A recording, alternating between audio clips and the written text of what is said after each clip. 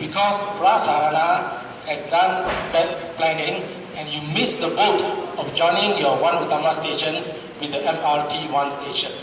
There were reports I heard initially that LRT3 was going to join the MRT1 station, share the same station, but there was, of course, there was no objection from MRT people because you were too late. They already finished their design, they already constructing.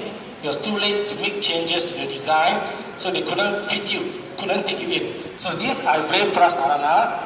Your planning is supposed to be 10 years ahead, like you mentioned, Mr. Lee mentioned, you're planning 30 years ahead, right? You missed the boat maybe by 1 or 2 years because the MRT one was only a couple of years ago. Okay, that's the second comment. So maybe you should learn from your mistakes. Make sure you plan your whatever stations, whatever line you're coming up next time, LRT 3, 4, 5, whatever. Plan early and integrate like experts say. Always integrate stations. You don't have to build two. One station will do, right? You have to avoid all the walkways. Right, number 3, my last one, which is my question, which is a $6 million question. You are going to have tweaking of the alignment, minor changes, fine tuning. Supposedly this is done by consultants, consortium of consultants.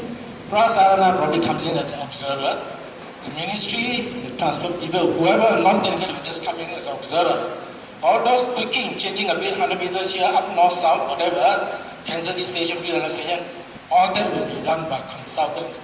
My concern, my worry is, these consultants probably don't care 2 foot what you are talking about, your car park problem. They are more into technical, whether we can build it underground, 20 meters away, 50 meters, whatever, and maybe there are sometimes some political interference, right? So this is my question to you is, how would you ensure that all our comments and whatever technical plus non-technical comments will be taken into those deliberations? The final tweaking of alignment is a very major task, very difficult. Technical, of course, there's costing everything, but mainly it's technical. Whether you can build underground, whether it's 20 meter high, 50 meter high, whatever, shift left or right, whether there's your big passenger and all that, stations, inlet, outlet, all that. That is a very tricky thing, and it's always done by consortiums who are, in our present situation, Masale. You find 1 or 2 Chinamen or Malay or Indian there, but the rest are Masale. Consortium, international consortiums who probably don't care 2 hoots. A lot of these minor, so-called minor car park problem, crime and all that nonsense. Okay, so will you then, Prasarana as an owner or whatever, make sure besides technical things, other things are brought into consideration. Okay? By the way, I'm a technical person. I also have a little bit of experience in this kind of work. Thank you. Thank you. One more last question after this, yeah? Thank you. It looks like a really good evening. YBYB, Mr. Lee, Puan Nolia, and of course our president. Okay, first of all, we are not against LRT3. We are not against development of LRT3, but not behind our backyard. Okay, for me, I'm Chua. I live in Road 13, and it directly affects people all along Road 13. The river, I'm a lover of nature. I bought a place a few years ago, maybe 8 years ago, because I love the river. It's a very nice river. It has recently become a dumping ground for the foreigners who stay opposite side. And again, also some of our local people who have become scrap collectors. What they do is they remove all the important parts, the metal parts. The rest, all they dump into the river. And I've called MPPJ, and they always say somebody's work. Then I went to talk to, I talked to MPPJ and said, can you talk to LUAS? You know what is LUAS? Lembaga Urusan Air Selangor. Of course, that one is a water management. Then someone told me it should be JPS, Jabatan Pengurusan Sungai. So it goes round, you know. It goes big one big round. So the river, from my understanding, when I bought the property, cost me quite a lot. You know, 8 years ago it's quite hefty. Now, of course, it's gone up. All of our property has gone up, isn't it? But I'm just telling you, when it was then, because it's beautiful. In the morning when I get up, I look out of the river.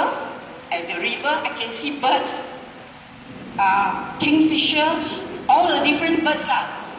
And then slowly over the years, it has eroded.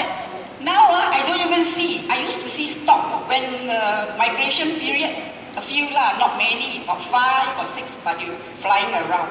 But over these last 2 years, none came. I'm quite sad. I feel very sad for them. But I had an understanding that that place, that river, that area, is supposed to be a recreational park. It never materialized. Actually, we should be enjoying that park. I don't know what happened in the process, but it didn't happen. Now, Puan Nolia, just now, she gave a very good presentation. Very beautiful, isn't it? She said they're going to build 2 beams. Don't know what across now. I have to ask my husband about that. Go and put a platform with the train going across. The rail going across. What is going to happen to the embankment? The embankment is where all the trees are. When they build all those things, they will destroy all the trees. Don't talk about the other parts. They can say about beautifying. What happened to the fish and all that? I do see some nowadays because they start clearing a bit. So I see a lot of Indonesians fishing. I don't know what they are doing but they are quite happy fishing away there. But this is sad. I can also tell you, a lot of the people on Road 13, when they first came, that place was very nice. They look at, they see the beautiful leaves, beautiful trees, and they were very impressed. That's why they bought the property. But, you know, Damansara Utama is a very peaceful community, relatively, with the implementation of the security system. The people seem very happy here, at least. But I foresee that in the future, there will be disturbance like if if it's built, but we are not against. I said only move it away, move the LRT away from where it should go back to the original plan, which is in. I'm sorry, the BU people, because there's the best plan we had then. But I tell you what they should do. They should build it underground, as proposed by Mr. Kaur just now, which I have said in my last meeting, that it should be built underground. They do it for section 11 and 12. Shah I don't see why they can't do it for people. Actually, if you go to see the developed countries, there is no such thing as all the rails above the ground. You look in this, you see trains running above your head. All go underground. I go to Hong Kong. I don't see anyone above except at the outskirts. And that's the way. I went to Melbourne. I went to see. All these don't see. The point is, please, I appeal to you people who are responsible for it, to move this LRT3 away. I know you have a good plan. You have already foresee. You say you want to see Malaysia develop in 30 years. The development is very good. But not to the people who are here, who are living, living peacefully. With placing all these things, putting right in front, the influx of the population, and again, of course, just now Puan Nolia also said, she very beautiful, she said, no disruption. Put all nicely, put across there. No, I want to say, basically, you please do your study properly first before you continue and implement it. Move it away, move the LRT away, and we do not need a second station also in our place, in our backyard. Thank you. So, I think it's getting late. Any other fresh questions? Any fresh faces? You already asked a question earlier. Any fresh faces? Over there. Okay, one, please. After that, you, madam, you shall have the last say, last word. Okay?